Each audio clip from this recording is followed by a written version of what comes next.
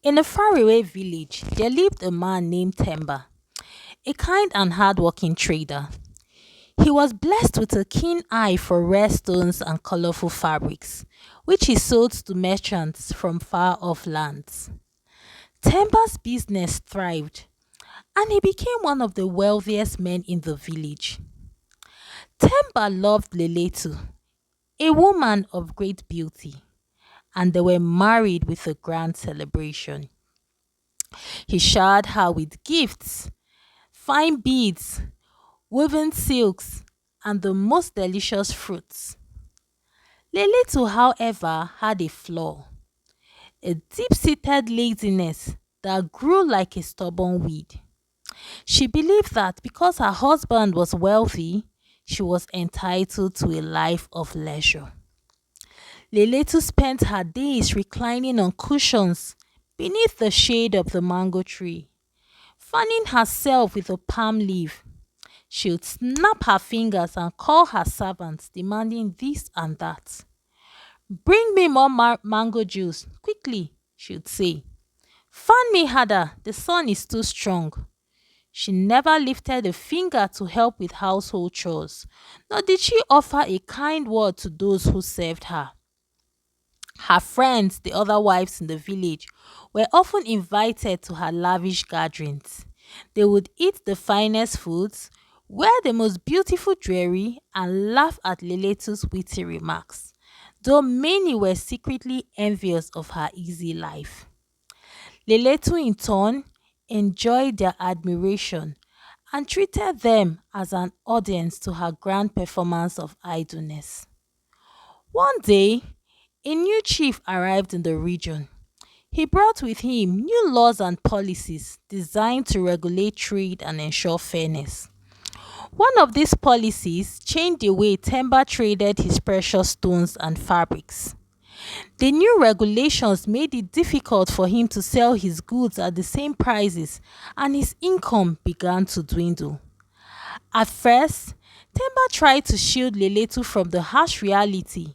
He continued to provide for her with the same luxuries, hoping that the situation would improve. But the new policies remained, and his wealth continued to shrink. One morning, Temba called Leletu to sit beside him under the baobab tree. He looked weary, his eyes filled with worry. My dear Leletu, he began, his voice gentle but firm. Things have changed. The new chief's policies have affected my business. We are no longer as wealthy as we were. Leletu's eyes widened in disbelief. What do you mean? She asked, her voice sharp. Are you saying we are poor? Not poor, Temba replied, but we must be careful with our resources. We can no longer afford the same luxuries. Leletu was furious. She had never known hardship, never experienced the sting of financial worry. This is unacceptable, she cried. I will not live like a common villager. Temba sighed. He knew that Leletu was accustomed to a life of ease, but he had hoped that she would understand. We must adapt, Leletu, he said. We must learn to live with less. Temba began to make some changes. He sold some of his valuable possessions, and he dismissed most of their servants. He took to farming the land himself, working from sunrise to sunset. Leletu, however, refused to change her ways.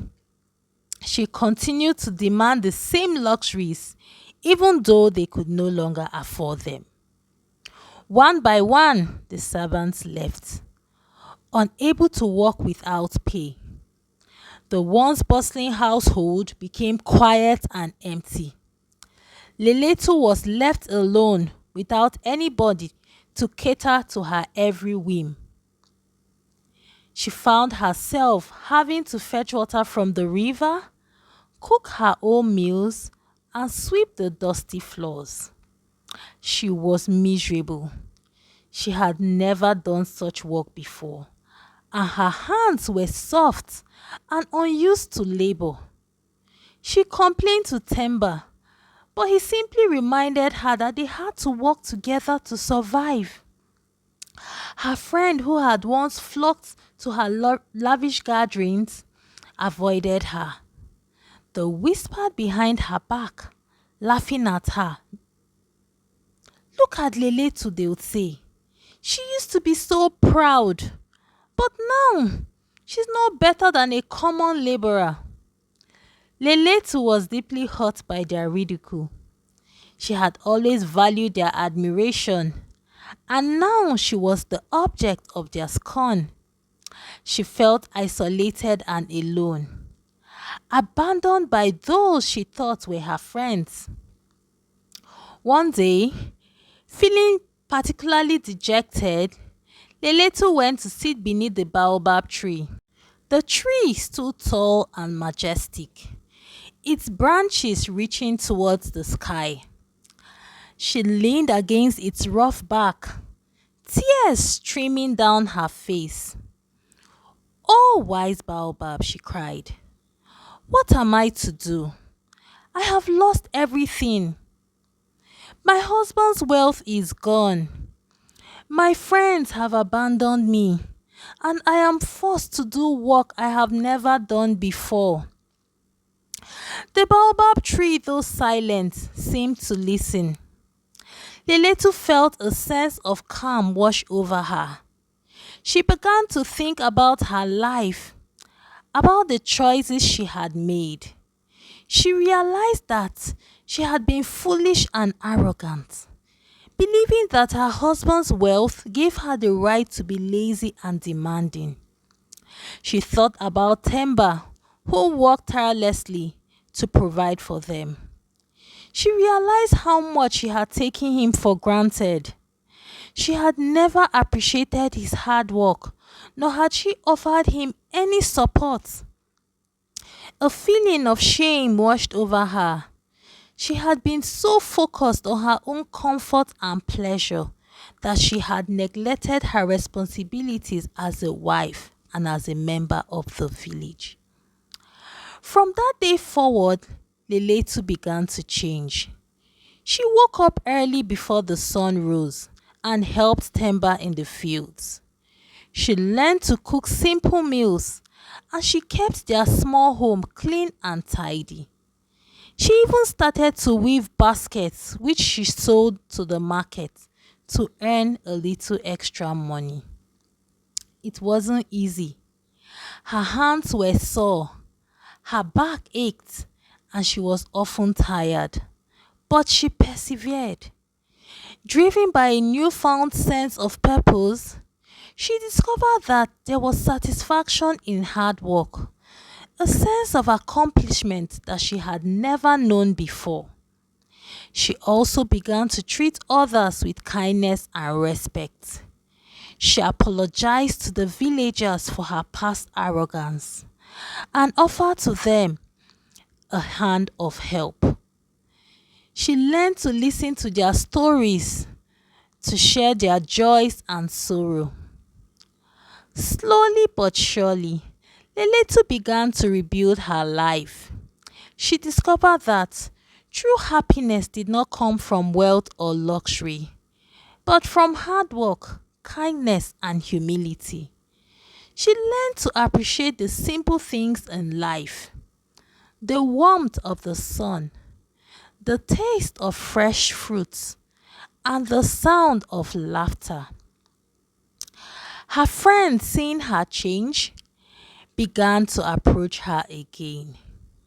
They were surprised by her humility and her willingness to help. They realized that they had misjudged her, and she was not that arrogant woman they had taught her to be. One evening, as Leletu and Temba sat beneath the baobab tree watching the sunset, Temba smiled at her. "You have changed, my dear Leletu. You have become a strong and capable woman. Leletu smiled back. I have learnt a valuable lesson, Temba, she said. I have learned that true wealth lies not in material possessions, but in the strength of our character and the kindness of our heart. Temba nodded. The baobab has taught you well, he said. From that day on, Leletu lived a life of purpose and contentment. She continued to work hard to help others and to appreciate the simple joys of life. She had learned that true beauty comes from within and that true happiness is found in humility and kindness. Thank you guys. Bye.